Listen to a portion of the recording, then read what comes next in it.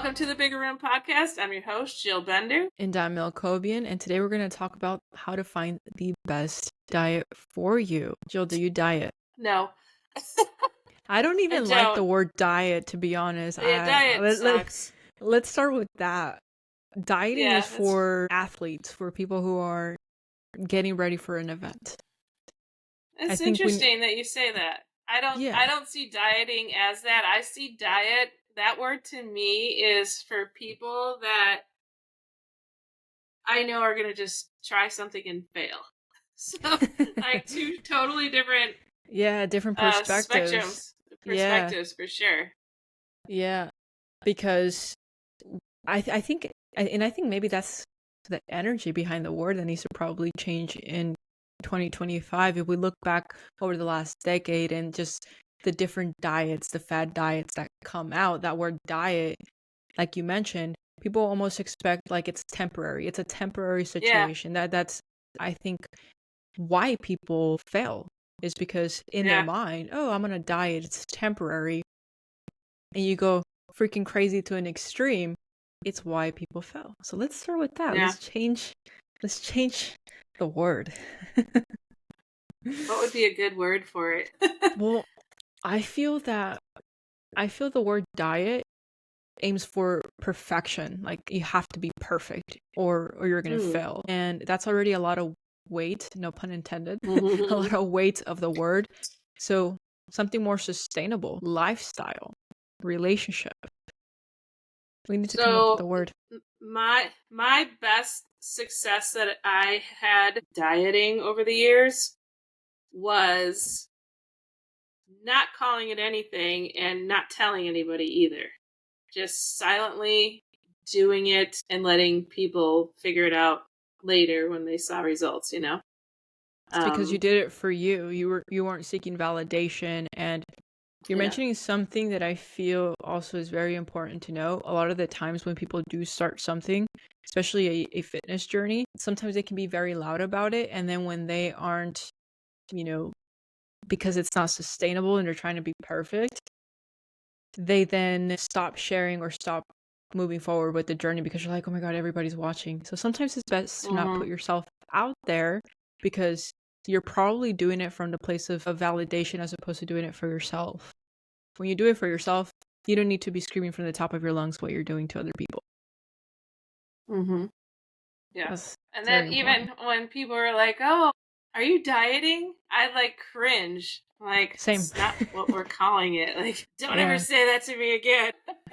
Yeah. My wife is in the military, and so she has to stay in shape. She has to train. And for us, it's not like, it's a lifestyle, right? It's part of our lifestyle. And so as a byproduct, if she's working out, I go in there and people always say like, you guys are super healthy. Like you guys are always dieting. Like, do you guys ever have fun? I'm like, you should see us on the weekend, man. Like it's our lifestyle. We got this figured out what works for us. And it started with not being perfect. We don't measure everything and count everything like a lot of people do. We definitely did do that because there's some science and we can get into a little bit of that. But yeah, you need to figure out what's for you. Some people, when I had clients in the nutrition field, I had people who wanted to know to the T how much they were eating because they enjoyed tracking their food, whereas I had other people where they're like, I don't want to know anything. So track anything.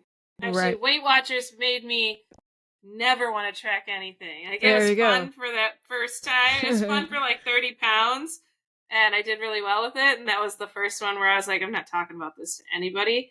And but then it came to a point where I was like, I'm not writing down another goddamn thing. I don't even keep tracking my checkbook, which is what we had when I was a young adult. Yeah, like, I was terrible at that. There was no way I was going to be consistently good at writing down anything that I ate because of that. I got burnt out on it very quickly. And you're hitting home what's resonating with a lot of people, because those are the two types of people that exist. Is like the people that don't want to know anything. They just want to follow something that they're going to enjoy. And then you have people like they want to know everything. I feel like there is a learning curve with like, I know what 4 ounces means. Like if you need to hit certain macronutrients for your body. Again, if you have goals, the more goals, like the more specific goals you have, there are specific things that you can track. But at the end of the day, so being something that's sustainable for you. Like if I told you, hey, Jill, you need to eat broccoli, chicken, and rice for the rest of your life, you're going to be like, screw you, Mel. No. Well, broccoli's my favorite vegetable and chicken's my favorite meat. But yes, for the rest of my life, I would probably be sick of it in the first couple weeks. Yes, you really would if you ate that every single day for like at least 2 weeks. You'd be done by week 1. You'd be like, I need something else. It's anything. If you told me to eat pizza for the next, rest of my life, I would be so sick of that so fast. I mean, pizza, you can have a million different types, but still, just the idea of that. Like, I used to eat everything in a tortilla. Freaking love tortillas. I could wrap up anything in a tortilla. Anything. Yeah. But then I noticed in the last year, I was like, man, I hardly ever buy those anymore. And everything today I did have one. I reheated leftovers and I was like, this needs something. I'm like, ooh, a tortilla. Throw it all in there and roll it up. It's sometimes easier, right? And it's faster if you're on the go and like you're super busy. So it's like a wrap of something just sounds perfect all the time. And I'm just not I'm not a big bread person either. So it's a shame that most tortillas have just as much calories and carbs as a piece of bread, but I buy the low carb ones now. So you're hitting a really good point here that relates to all of this is find foods that you enjoy.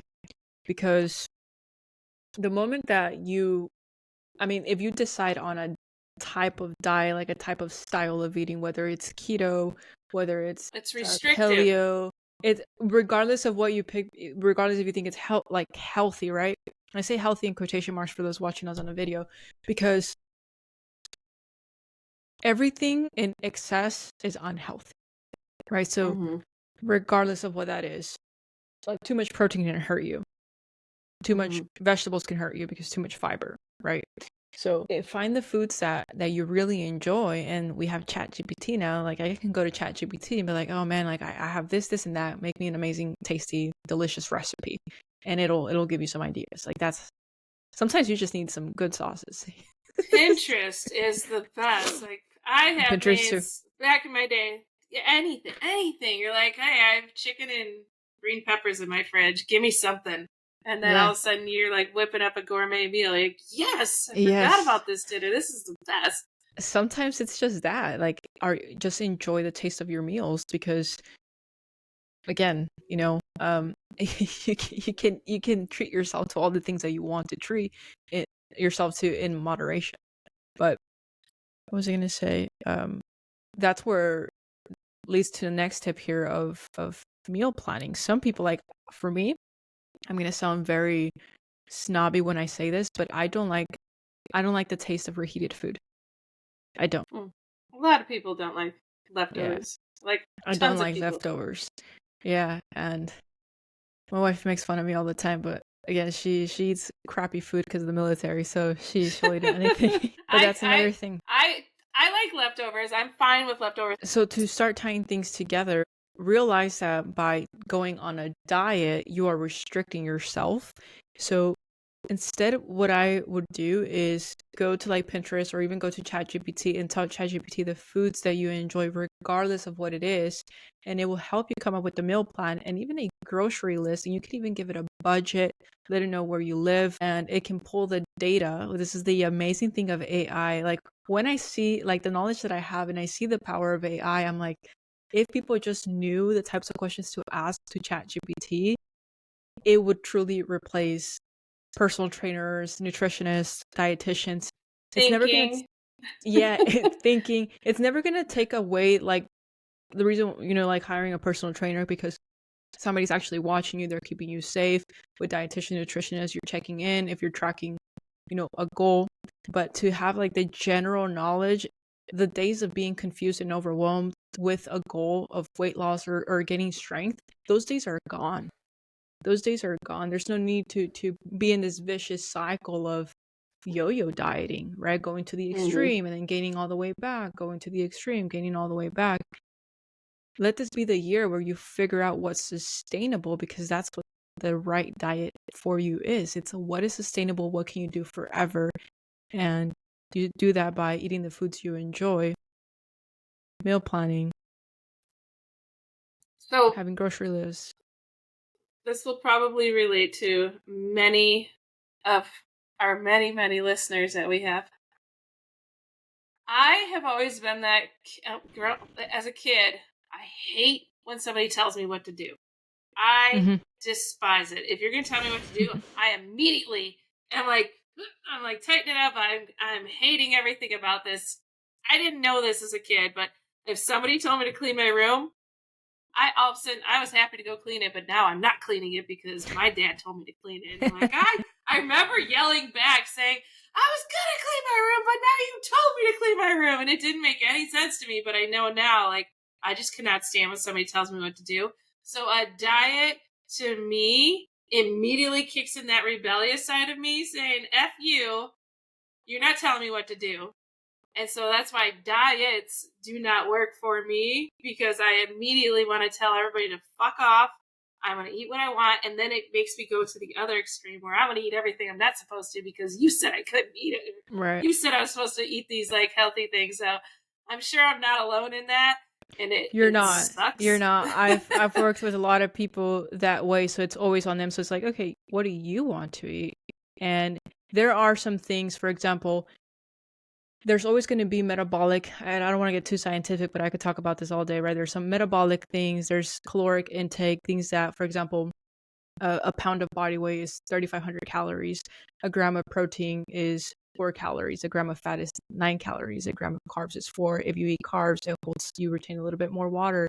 The body can store fats and carbs, but it cannot store protein. And as you age, certain things change. So like we can talk about that all day, and those are like the laws of physiology. And I think there's a little bit like these are the things that I feel like if they educated us, like, hey, like this is what your body needs, and then it's like, hey Joe, you have this budget, feel it, spend it however you want, and you can spend this budget every single day. I feel that would create the freedom and the feedback that people need, because sometimes, as you probably have experienced and many people do, is like the symptoms. I always say, whatever your goal is, like, so if the goal is to lose weight, the body fat that you need to lose is just a symptom. It's just a symptom. And how did we get there? And so, right, so things have to happen, but if you give people that freedom of still enjoying it and, you know, maybe creating new meals, then that's giving people the power back, as opposed to, which I agree with you, like you have to eat a cup of cauliflower, a cup of broccoli, and a cup of asparagus every single day, and you can only use salt and pepper, and you can only air fry, and you can only boil your rice, like like, you know, steam it. So it's like, yeah, people would lose their mind. So I have found that with AI and ChatGPT, it's like you tell it what to do, and you can even check in like, hey, like I overate today, so, you know, that's cool. Nothing wrong with that. But of course, if we do that every single day, we're gonna gain weight. So there's that math problem, right? There's like this currency, energy, you know, has to go somewhere. It cannot be destroyed, just transferred, and it's gonna be transferred through sweat, through our exercise, or through our body burning it, right? Or it's gonna store it, one or the other. So I hope that makes sense. Do you wanna? Does that make sense, Joe? So it does make sense. I'm gonna be honest. It still sounds restrictive to me because I know I don't have that budget. Like, right. I have a unlimited and then maybe budget. This is a great example. I think this is a great, raw, honest example, because then it goes to, you know, that goes a little bit more into like the emotional, you know, reactive side of it, where it's like, okay, so there's like a relationship situation here where it's like, okay, it's not like you're starting over, or it's almost like you're just kind of resetting for your goals, because again, you can eat absolutely whatever you want, assuming that this goal, right, is that strong of like, okay, I can do this, and you're developing that relationship, right, and trusting, right, believing and trusting that it's because it's for your highest good, and when you want to do it from that place. I had a client who would pay me great money, and every check-in with her was, I hate this. And I'm like, we sat here and wrote it out, and you were so excited because it was all the food you wanted. And you were so excited because it was actually, you'll be surprised, but it's actually a lot of food when done correctly. It's actually a lot of food. Yeah. Sometimes what I've noticed is when I've analyzed people what they're eating, they're actually eating less than what they're supposed to. But then we have these metabolic issues where the metabolism slows down. So, surprise, newsflash, a lot of the times people are eating less than they're supposed to. So I think that shocks a lot of people. But what I came to find out with this client, she was definitely one of those. She's like, I just don't want to. And it's like, okay, that's cool. I don't want your money though. She's like, no, but I need to. And it's like, okay, though, so like, what are we doing here? And Jill, I have a question to kind of just turn this around, since, you know, this is kind of happening as a great opportunity since it's happening in front of us. If we take Jill, the protective personality of Jill around, you know, like, I just, you know, it sounds restricted to me, even, you know, the potential this tool has. You're not going to tell me what to do. Right, because you don't, you know, yeah. So if we take that Jill, the protective Jill, because she's protecting, right? It's just a protective personality of, you're not going to tell me what to do. I have it too with other things. If we take that Jill and just, you know, pull her out and put her in front of us, and then we tap into the loving Jill, the future Jill, with whatever goals you have for 2025 for your health and wellness goals. What advice would that Jill say to the protective personality from the heart, not the mind, but from the heart? This is going to just kill everything that you're trying to teach everybody this whole month. So I'm trying to not. I'm so up here now with mindset and manifestation and your why being your strong thing that I really don't believe in the diets or anything now, or like the changing the way you eat.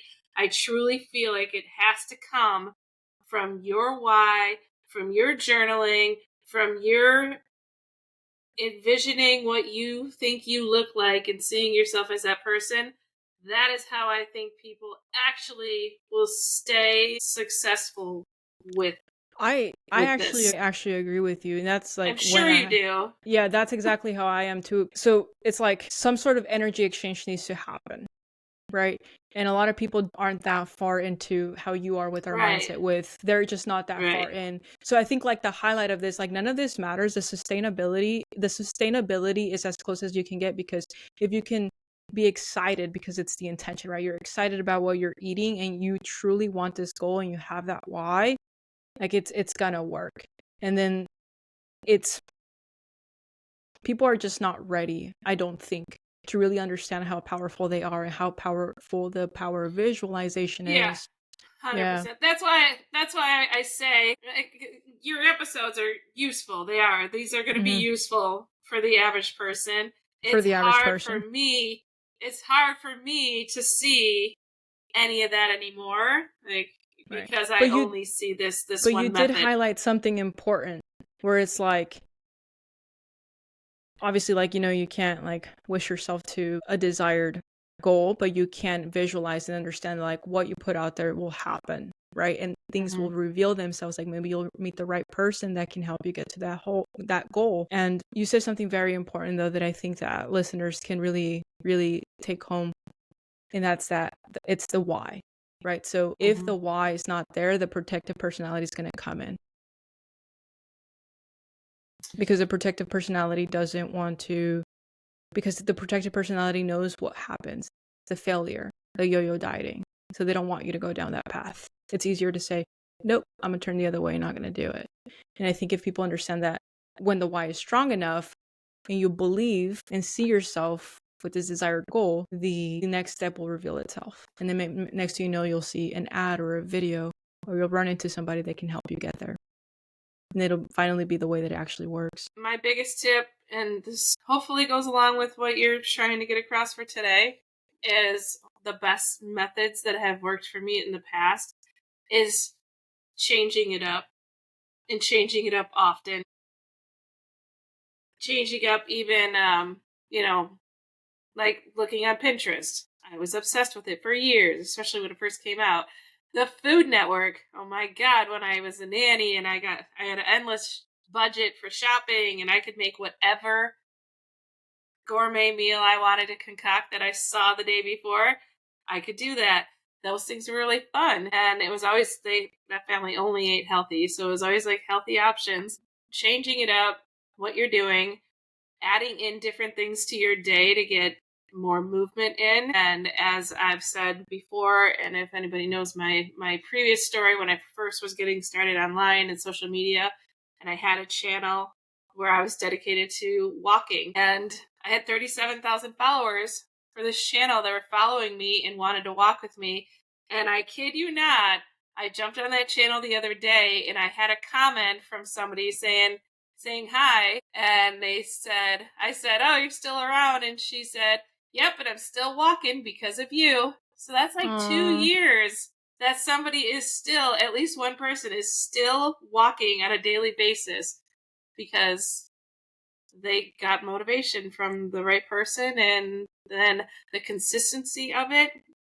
Give yourself mini goals. Like we've talked about, mini goals are huge. So I did a 100-day walking challenge for every day for 100 days. You walked.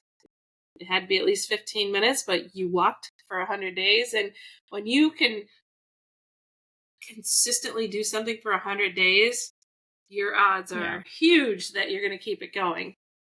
Yeah, exactly. Yeah, I hope you guys understand what we're trying to put down here, which is finding what's going to be sustainable for you is the right, we're not going to say the word diet, but the right lifestyle for you. And remember the power of visualization. If you can't visualize it, and maybe it's not your goal, right? If it's not your why, it starts there. Understand that intention and believing is above all else. Everything else will continue to reveal itself. I'm going to add one more thing. Just because before we started the recording today, I told Mel that this is, again, more manifestation mindset stuff, but step 1 of getting everything you want. I just posted a video on this on TikTok and on Flip, and it's on YouTube right now. But step 1 is declutter. So if you're trying to have a weight loss goal, but you're sitting in a mess, whether it's mentally, whether it's your desk, whether it's, laundry that you just refuse to put away, you need to declutter. You need to declutter. It helps. You would just be amazed at the spots that open up in your brain. You're like, oh my God, I can think better. I can see better. I feel better. And that's going to help motivate you to actually do the things that you keep dreaming about doing to get you to your desired goal. And in this case, we're talking about weight loss. So that's my big tip today is get up and clean up your junk. You'll feel way better, and you'll feel so much more motivated to do something. Awesome. Or to eat healthier, because you're going to feel good. You're like, yes, I feel great. When you feel good, you generally want to eat good. When you feel good, you don't think about going to McDonald's and having a Big Mac. Like, you feel good, you're like, maybe I'll have chicken tonight. Maybe, I'll have fish tonight. Like, feeling good is a huge part of this. If you feel crappy, it's very unlikely you're going to have any success with this. True story. Thank you guys so much for tuning in, and we'll see you next week.